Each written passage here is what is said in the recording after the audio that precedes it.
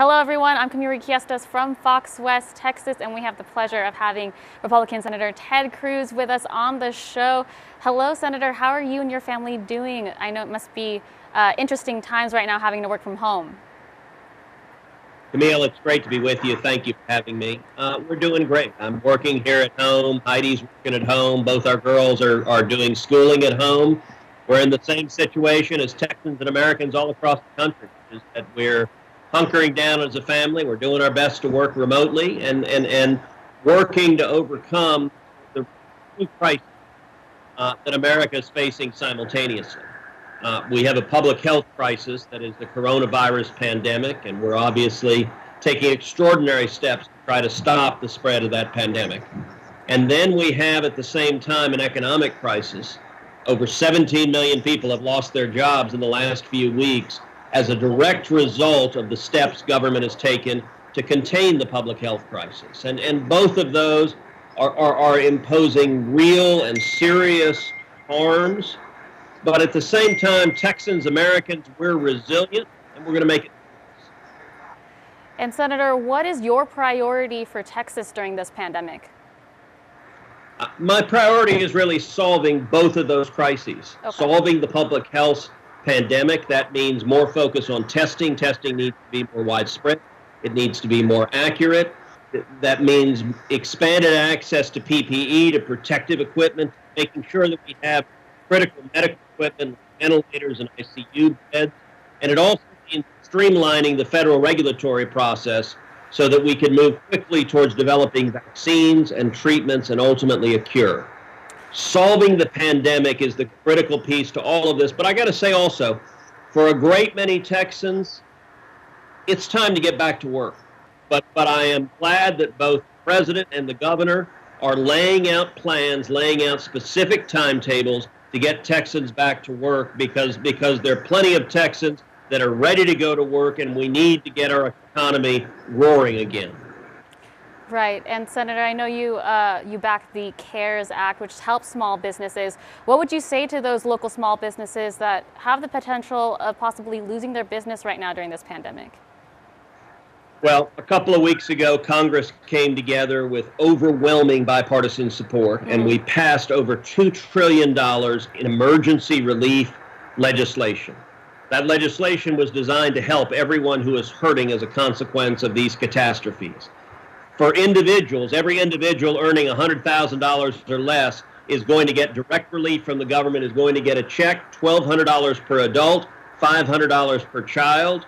That means a couple with 3 kids is going to get $3,900, and those checks should be arriving any day now. That's designed to provide immediate relief for people who are hurting, who may have lost a job, who are scared, who may not know how you're going to pay rent next month. That relief is there to help individuals in difficult times.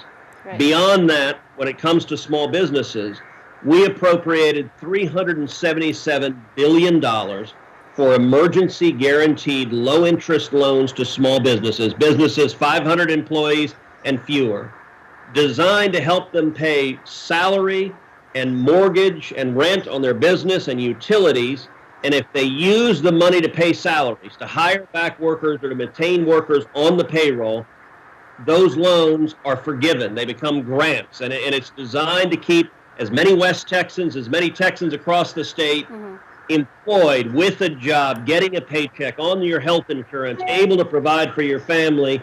And really think of this as a bridge loan to try to help you, to try to help the small business make it through this enormous challenge so that we can and we will come out on the other side and come out stronger. Senator, I also know you're focusing on the aviation industry. Why are you focusing on the aviation industry, and how do you plan on helping the aviation industries in smaller areas like San Angelo and Abilene in West Texas? I chair the Senate's Aviation and Space Subcommittee of the Senate Commerce Committee. So my responsibility in the Senate, I lead the efforts concerning aviation.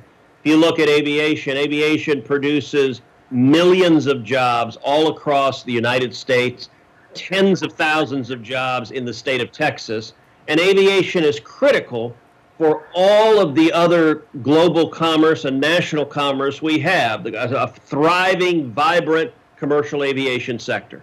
The government has told people don't get on their planes. Right. And so airlines can't survive when you have a jet airline with 10 people on it, which is what we have right now.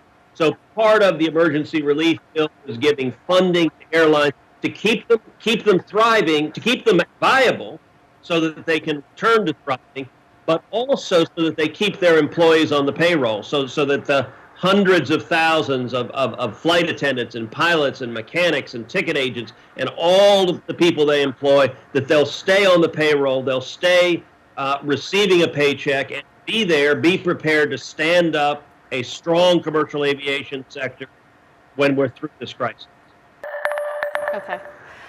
Senator, I know you've said before that you believe that China covered up some information about the coronavirus. I was wondering, what type of information do you think China withheld?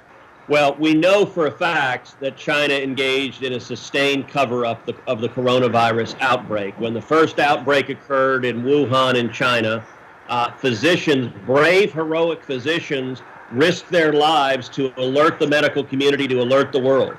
And the Chinese Communist government punished them, went after them, silenced them, to try to hide it. Had the Chinese Communist government behaved like a responsible government would behave, to go in, to treat the outbreak, to put medical professionals there, to quarantine those affected, they very potentially could have prevented that outbreak from becoming a global pandemic. It's only because they hid it, because they silenced, they punished the whistleblowers. The first doctor who publicly reported on this has since died to the coronavirus, to COVID-19, and their efforts for months keeping it silent rather than treating it as a public health outbreak and stopping it. There are a great many deaths that are directly, the Chinese Communist government is directly responsible for. And Senator, I know you started the Combat COVID-19 Challenge. How is that going, and how did that idea come up?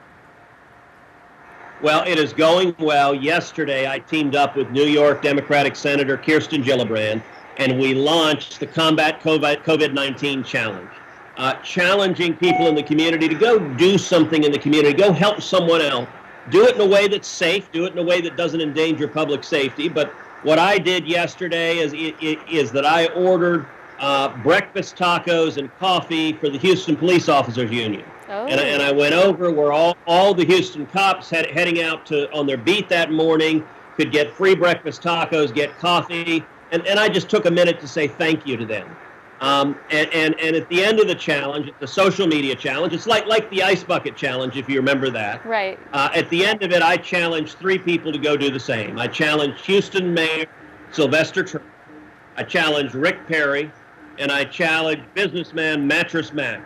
And so all 3 of them now have 48 days to go and do something significant in the community to help with this crisis, to put it out on video, and then for them to challenge 3 more people. And hopefully we'll get a lot of people engaged in helping out, whether it is an elderly neighbor, whether it's a first responder, healthcare provider, making a difference, because that's how we make it through these crises, is by coming together and supporting each other. I definitely agree. Thank you, Senator, for taking the time to speak with me. I know you have a lot more interviews to do. I hope you have a great day. And you too. God bless you.